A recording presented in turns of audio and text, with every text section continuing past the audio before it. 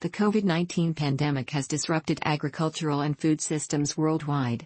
COVID-19 hit at a time when hunger or undernourishment was once again on the rise in the world, with an estimated 690 million people already going hungry in 2019.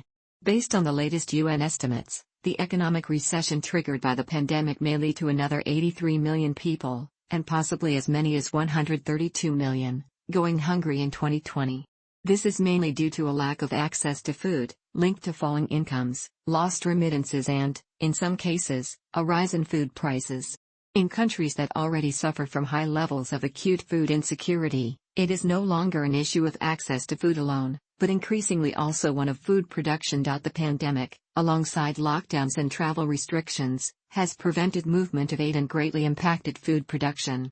As a result, several famines are forecast, which the UN called a crisis of biblical proportions, or hunger pandemic.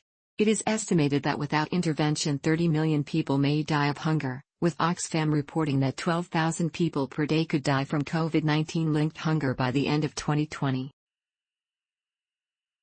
This pandemic, in conjunction with the 2019 to 2021 locust infestations and several ongoing armed conflicts, is predicted to form the worst series of famines since the Great Chinese Famine, affecting between 10 and 20% of the global population in some way. 55 countries are reported to be at risk, with 36 succumbing to crisis-level famines or above in the worst-case scenario. 265 million people are forecast to be in famine conditions, an increase of 125 million due to the pandemic.